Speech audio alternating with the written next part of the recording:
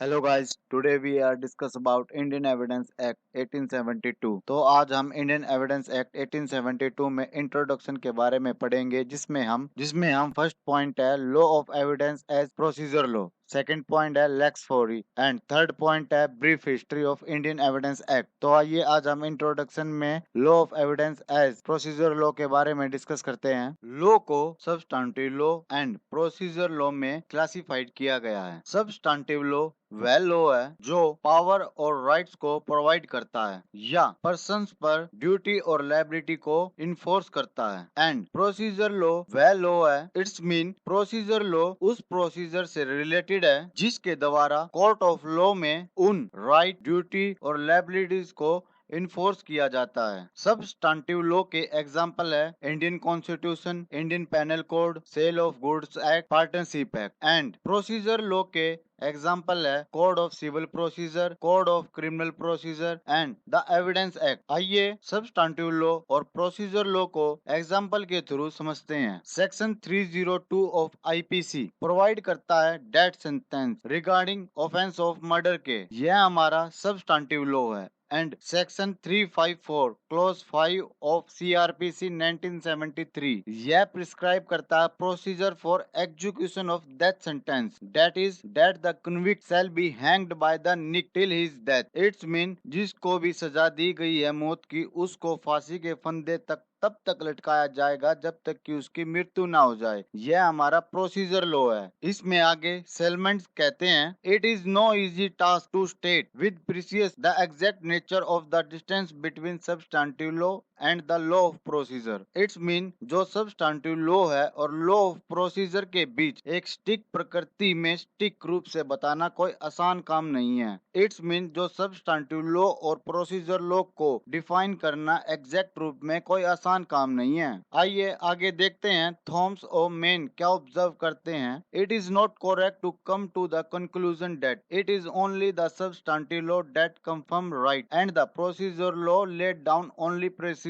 It's mean यह conclusion निकालना सही नहीं होगा कि केवल सब्सटेंटिव लॉ ही राइट को प्रोवाइड करते हैं और प्रोसीजर लॉ केवल प्रोसीजर को प्रिस्क्राइब करता है। इसके conversely it is also not correct to presume that substantive law cannot contain procedure provision and procedure law cannot contain provision that confirm power and right or impose duty. It's mean जम करना सही नहीं होगा कि substantive law में procedure provision नहीं हो सकते या प्रोसीजर लॉ में ऐसे प्रोविजन नहीं हो सकते जो पावर राइट प्रोवाइड करते हो या ड्यूटीज को इन्फोर्स करते हो। For example section 491 of CrPC एक प्रोसीजर लॉ है, बट 1973 के अमेंडमेंट से पहले सेक्शन 491 हैबी कॉर्पोरस का नेचर की पावर रखता था, बट 1973 के अमेंडमेंट के बाद यह राइट केवल हमारे कॉन्स्टिट्यूशन में रह गया, जो कि अब फंडामेंटल राइट में कंफर्म है आर्टिकल 32 में and constitutional right under article 226 of constitution में। इट्स मीन कि सीआरपीसी जो प्रोसीजर लॉ था वह राइट कंटेन करता था। नेक्स्ट एग्जांपल है section 300 of CrPC 1973। Section 300 confirm करता राइट एक्यूज्ड का against double jeopardy in manner wider than the article 20 of the constitution. It's mean एक एक्यूज्ड को एक ऑफेंस के लिए एक ही बार पनिश किया जाएगा, उसको एक ऑफेंस के रिगार्डिंग दो बार पनिश नहीं किया जा सकता। यह राइट हमें सीआरपीसी में प्रोवाइड किया गया है सेक्शन 300 के अंडर, और यही राइट हमें कॉन्स्टिट्यूशन आर्टिकल 20 क्लोज 2 में भी प्रोवाइड किया गया है। नेक्स्ट टॉपिक है लेक्स फोरी।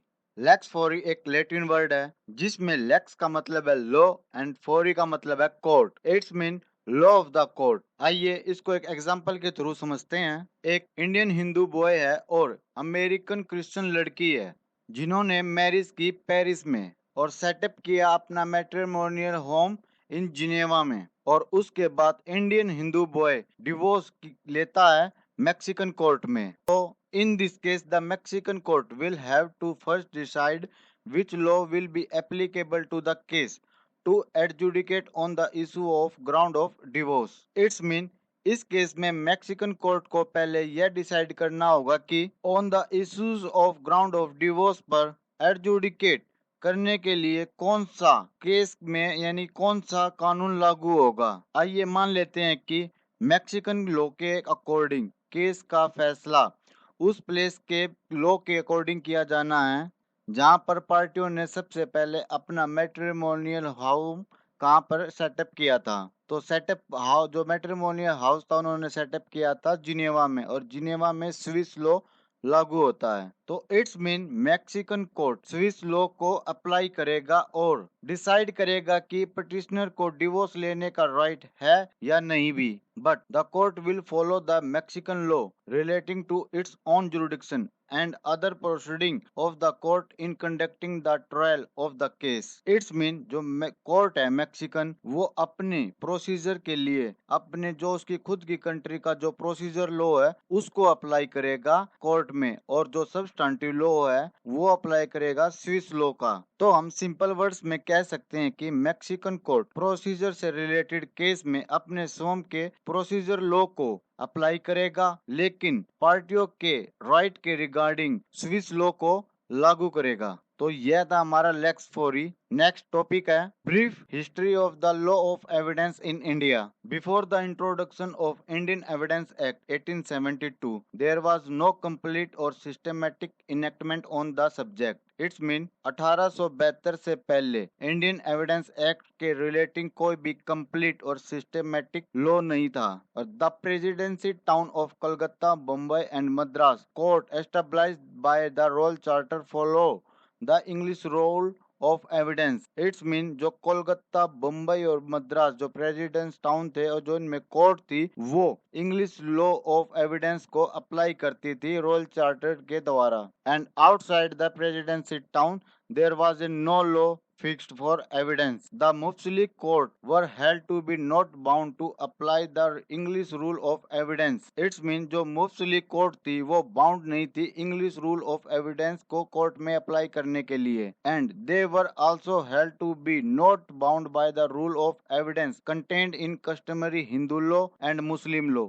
और मुफसली कोर्ट ना ही जो हमारे कस्टमरी हिंदू लॉ और मुस्लिम लॉ के जो एविडेंस से रिलेटिंग प्रोविजन थे ना ही उनको उन पर बाउंड थे कि वो इनको फॉलो करे। इसके consequently there was a certain amount of क्रिप्सी and arbitrariness in the administration of the law of evidence. Consistently निश्चित नहीं था, कोई अपनी मनमानी थी कोर्ट की, मुफसली कोर्ट की, वे कौन सा प्रोसीजर फॉलो करते थे। Sometime attempt have been made between 1835 and 1853। It's mean कुछ अटेम्प्ट किए गए बिटवीन 1835 और 1853 के बीच में कि जो लेजिस्लेचर अथॉरिटी थी वो एविडेंस को कोडिफाई और रिफॉर्म करे एग्जिस्टिंग जो रूल ऑफ एविडेंस थे। बट जो उनके अटेम्प्ट थे वे सफल नहीं हो पाए, वे हमेशा डिस्ट्रॉय हो गए। द ब्रीफ हिस्ट्री में फर्स्ट पॉइंट है first evidence bill on the Indian law commissioner. The Indian evidence act of 1872 was the draft bill on evidence of 1868 prepared by the Indian Law Commissioner under the chairmanship of Mr. Henry James Sunair Maine. The draft bill did not pass even the stage of the first reading in the parliament, and it was subjected to criticism on the ground that the bill was not sufficiently simple for its application by the Indian judges who were not well versed in English rules of evidence, and that bill was not complete in respect. It's mean जो bill था first time जब इसको read किया गया parliament में अपनी first stage में इसको पास नहीं किया गया और इसकी क्रिटिसाइज की गई इस बेसिस पर कि इंडियन जज के अकॉर्डिंग ये जो बिल था ये सिंपल नहीं था, और जो इंग्लिश रूल से अच्छी तरह से ये जो बिल था ये वाकिफ नहीं था, और जो ये बिल था ये अपने आप में एक इनकम्प्लीट बिल था। ब्रीफ हिस्ट्री में नेक्स्ट पॉइंट है James Stephen bill on evidence of 1871। The Bill of Indian Evidence prepared by James Stephen in 1871 that was ultimately passed into Indian Evidence Act 1872. It's mean 1871 में James Stephen द्वारा जो ये bill था prepare किया गया और 1872 में इसको पास किया गया पार्लियामेंट में। एंड जो इंडियन एविडेंस एक्ट था वो बेस्ड था किस पे, जो इंग्लिश एविडेंस एक्ट था उस पे कम्प्लीटली बेस्ड था। And The act does not exhaust the whole corpus of rule of evidence. It's mean जो यो एक्ट था इंडियन एविडेंस एक्ट अपने आप में कंप्लीट कोड नहीं था. For example, CRPC 1973 contain an exclusory rule of evidence in section 162 of CRPC, which the statement made by any person to the police during the course of investigation are barred for being used in court of law. It's mean जो CrPC का section है 162 इसके under जो भी statement यदि कोई भी व्यक्ति पुलिस को देता है ड्यूरिंग ऑफ इन्वेस्टिगेशन उसको यूज करने से रोकता है सेक्शन 162 ऑफ सीआरपीसी कोर्ट में. तो